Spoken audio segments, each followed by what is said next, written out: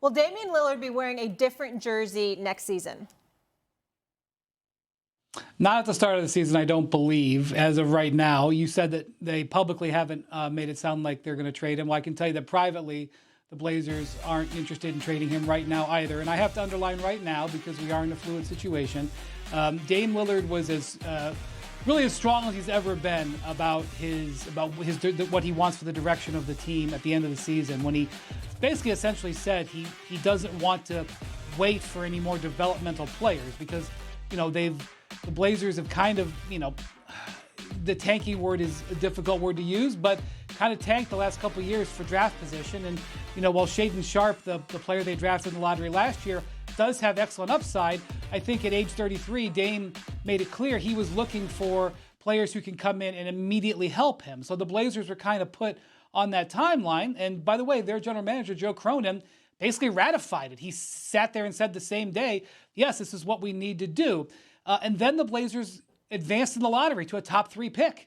And all of a sudden, the concept of passing on Brandon Miller or Scoot Henderson, 2 guys who a lot of people think are instantaneous impact players, but also happen to be 19 years old, the exact terms that Lillard said he wasn't interested in, puts them in sort of a neutral zone here. But I'm going to tell you, because the question's about Dame, Molly, I'm hearing nothing from the Dame side, nothing from the Blazers side formally that he doesn't want to be there. I know that we enter into him on this network every day as a trade candidate, and maybe they don't do anything at the draft, they don't do anything in free agency, and that changes, and that all of a sudden has new information. And if that happens, Woj or myself or somebody else will be here saying that. I don't see it happening right now. Now that said, the Blazers have some salary cap space, but if they're going to keep Jeremy Grant, the guy they traded for last year and was a nice fit next to Lillard, because he's actually a guy who has size and defends, which is not something they have a lot of. If they re-sign him, they're not going to have cap space. So their primary method of improving is using that number 3 pick, either on the player or trading it. And so that's what I would say. I think the top 10 in this lottery, I was saying yesterday, guys, I kind of had a feel that 4 or 5 picks were made available. After conversations that I had yesterday, I'm not 100% sure about almost any of the top 10 picks right now. Because even the teams that I thought weren't going to move are showing interest in moving their pick. And at the top of that list is the Blazers pick at number 3, keep or trade. And so, it's an interesting conversation on Dame today. I think it's a conversation that everybody will better understand, including Dame Lillard himself, a week from tomorrow on draft night.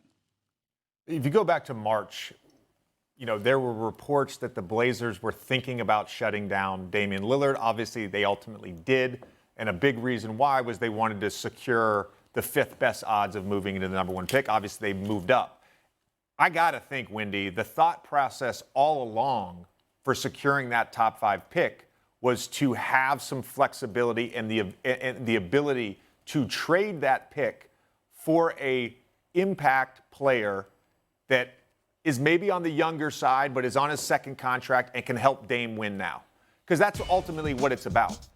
They have shown no sort of desire to trade Dame. Dame, at least publicly, has not talked at all until last week about even the possibility of getting traded. He's always said he wants to win his way. He wants to win in Portland. He wants to do that and remain loyal to that franchise. This pick is important. They're one of the teams, and I know you have better intel than me. I look at the draft board right now, and I'm like, the Pistons pick at 5, Blazers pick at 3. What does Orlando do? They got 6 and 11. New Orleans trying to move up. Toronto potentially trying to move up with a bunch of tradable assets on their roster already. There's a bunch of action that could occur next week, and the Blazers, I think, are at the forefront of that. And Indiana maybe at number 7 and Dallas at number 10. The thing about it is that if the Blazers don't like what we talked in the last hour about Zion Williamson, what you just listed off, a player who's still young but is an impact player and on his 2nd contract, Zion's 2nd contract starts July 1st, you're kind of describing that type of trade. And we know that, or we think at least, I'm very I'm getting more nervous by every time I hear something more about the Pelicans and their interest in Scoot Henderson. I get more skeptical that there's some sort of misdirection being played, because I've just been around long enough to be very skeptical of information that leaks out widely a week before the draft. But again, you don't need a high-level analysis to potentially see how that would line up, but there's obviously a lot of questions around that. And so, like, if the Blazers come to Dame, whether it's next Thursday or it's sometime in the offseason, and they say, look, we think the best decision for our organization is to use this number 3 pick on this player. If Chauncey sits down with them and says, okay, we're going to draft this player, and this is how we're going to operate our team around him, and here's how we see he fits around you, that's really going to be where the rubber meets the road. Because, Dame was as aggressive as he's ever been. And also, look, at the beginning, after the All-Star break, the Blazers looked like they were shutting down a little bit, and Dame was defiant. We don't tank. That's not who we are. Don't you dare say that. When, in fact, they have now tanked 2 consecutive years. So just them saying something is different than them doing something. So I want to see what happens after that draft if they don't make a trade. Who's more likely to repeat, Nikola Jokic and the Nuggets or Patrick Mahomes and the Chiefs? I think Patrick Mahomes. I think when you look at the DNA with Mahomes, what they got going with Kelsey, the defense is growing, especially the young secondary where all those guys were first-year, second-year players in that secondary. It's just something about having a stranglehold on your division in the NFL, getting an opportunity to get the number 1 seed. They've hosted the AFC Championship game 5 straight years in a row. So I think it's much easier. Then when you look at if they get there and you look at the NFC conference, who scares Kansas City out of the NFC conference? When you talk about Joker, they went on a magical carpet ride. There's no question about it. He is dominant. He did it the way he wanted to do it, how he did it, even though a lot of people doubted the Denver Nuggets and their opportunity. But when you talk about that Western Conference and you look at the Clippers, banged up, not healthy, or you look at an older Laker crowd, a team that got put together late in the year and played well, got into the playoffs, made a run, played in the Western Conference Final. What about Phoenix and Kevin Durant? Kevin Durant came to Phoenix and got hurt early, and then all of a sudden he had to rest up. They never really got a chance to gel. CP3, older, got hurt again. What's that going to look like? Are they going to get James Harden? Are they going to try to sway Kyrie? So when you just look at everything, I think it's a little bit of an uphill climb for Denver. Golden State's going to be better. Sacramento, young and up and coming. I just think the challenges for Denver and Jokic is going to be tougher than Patrick Mahomes in Kansas City if they make it to the final. JJ? Yeah, I'm going to go with Jokic having a better chance to repeat. Look, I don't know. I've been a casual fan of the NFL for 30-plus years now. Love watching the sport. Love the Kansas City Chiefs. Don't know enough going into next season about who the other contenders are. And obviously, Jokic and the Nuggets will face a tall task to repeat, as any team does. My reason for saying Jokic is just the general observation about the two sports. In the NBA, it's a 7-game series. Generally speaking, like this year, the best team wins, and a lot of times the best team has the best player in the league. That's what happened this year. In football, it's different. It's one and done in the same way the NCAA tournament is one and done. And if you think about basketball, if I go dunk a basketball, which I rarely did, only once in my career, if I go dunk a basketball, that's worth 2 points. It's an accumulation of a bunch of points within a game.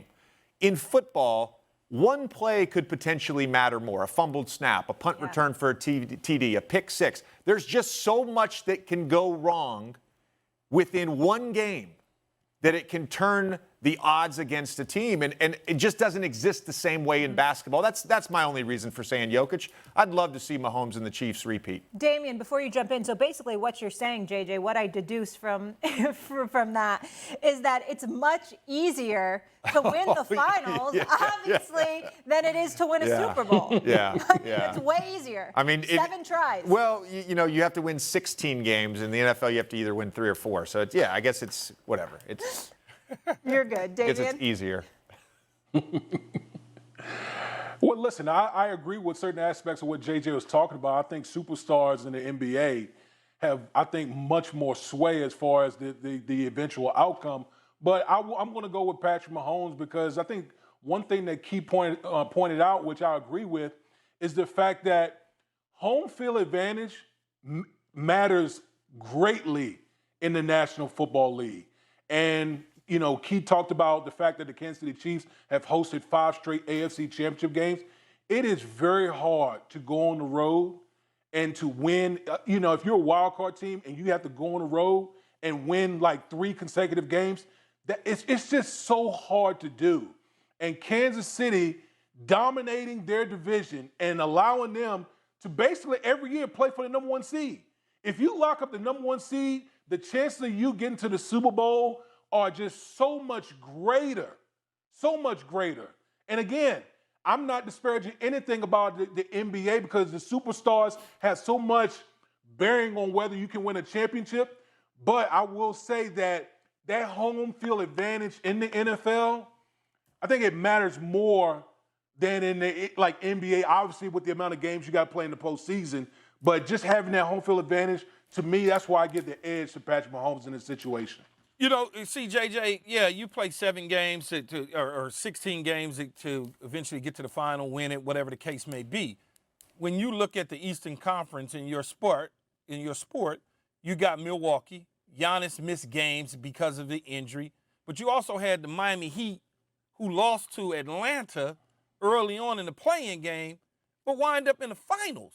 Well, you're proving my point right here. The play-in game is one game. No, I understand that. The play-in game is one game. No, but my whole point is it's going to get tougher. I think it's going to be tougher. So if you got Philadelphia, which is you would assume under Nick Nurse is going to retool, going to be better. Maybe Harden comes back. Maybe Van Fleet goes over there. There's a chemistry with Joel Embiid.